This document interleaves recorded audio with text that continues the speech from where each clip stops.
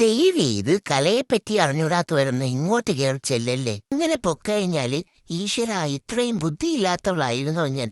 എന്റെ ബുദ്ധിയൊക്കെ എങ്ങോട്ട് പോയി? താക്കാത്തുമ്പം കളിമണ്ണാണോ എന്ന് വരെ നമ്മൾ ചിന്തിച്ചു പോകും. അങ്ങനൊരു സ്ഥലത്തേക്കാണ് കേട്ടോ ഞാൻ നിങ്ങളെ കൂട്ടിക്കൊണ്ടു പോകാൻ പോകുന്നത്.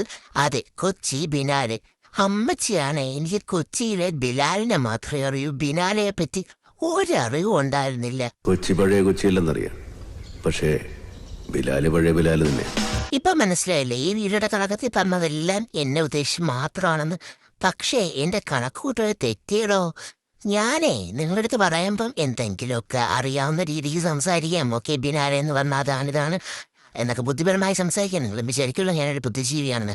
എന്നൊക്കെ പറയാമെന്ന് വിചാരിച്ച് ആധികാരികമായി പഠിക്കാൻ വേണ്ടി ഇൻസ്റ്റയിൽ യൂട്യൂബിലൊക്കെ ഞാൻ ബിനാലയെ പറ്റി കുറേ സെർച്ച് ചെയ്തു. അപ്പോഴാണ് എന്നെ ഞെട്ടിച്ചുകൊണ്ട് എനിക്ക് ആ നഗ്ന സത്യം മനസ്സിലായത്.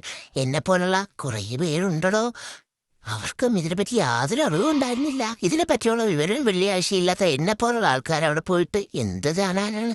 ഞാനും കണ്ടതാ നിങ്ങളെ കാണിക്കുന്നു, അത്രയേ ഉള്ളൂ. നിങ്ങൾക്ക് വല്ല മനസ്സിലാവുന്നുണ്ടോ?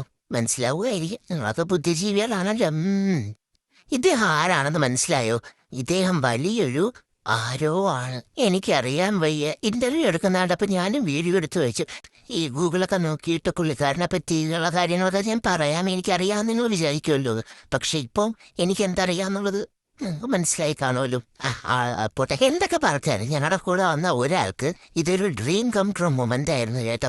ഇതെന്റെ സിസ്റ്ററിലാണ്, അനൂസ് രാജ് എന്നാണ് പേര്. പുള്ളിക്കാരി ഒരു എഴുത്തുകാരിയാണ്. അതോടൊപ്പം തന്നെ കുറച്ച് പുസ്തകങ്ങളൊക്കെ പബ്ലിഷ് ചെയ്തിട്ടുണ്ട്, അവാർഡൊക്കെ കിട്ടിയിട്ടുണ്ട് കേട്ടോ. അപ്പൊ ആൾക്ക് ഇതെന്തായാലും നല്ലൊരു യാത്ര തന്നെയായിരുന്നേ. അങ്ങനെ അവരൊക്കെ അകത്ത് കയറി അടുത്ത കാഴ്ചകൾ കാണാൻ പോയപ്പോൾ ഞാൻ എൻ്റെ ചെറുക്കനും കൂടെ പുറത്തിരുന്നിട്ട് പുറത്തെ കാഴ്ചകൾ കാണുകയും ഫോട്ടോ എടുക്കുകയും ആയിരുന്നു കേട്ടോ. ശരിടാ, എവിടെങ്കിലും ഒരിടത്ത് നെല്ല് ചേക്ക, ഞാൻ ഒന്ന് വീഡിയോ എടുത്തോട്ടെ. ദൈവന്മാർ രണ്ടുപേരും ഞങ്ങൾ അവിടെ നിന്ന് കണ്ടതാണ് കേട്ടോ. ബിനാലെ കണ്ട് ക്ഷീണിച്ചു വന്ന് കിടക്കുക കൊച്ചു കള്ളമ്മ. എന്തായാലും ഡിഫറെൻ്റ് ആയിട്ടുള്ള എക്സ്പീരിയൻസ് തന്നെയായിരുന്നു കേട്ടോ ഈ ഒരു ബിനാലെ. അപ്പൊ വീഡിയോ ഇഷ്ടമായാൽ ലൈക്ക് ചെയ്യാനും ഷെയർ ചെയ്യാനും ഫോളോ ചെയ്യാനൊക്കെ മറക്കൂലല്ലോ അല്ലേ?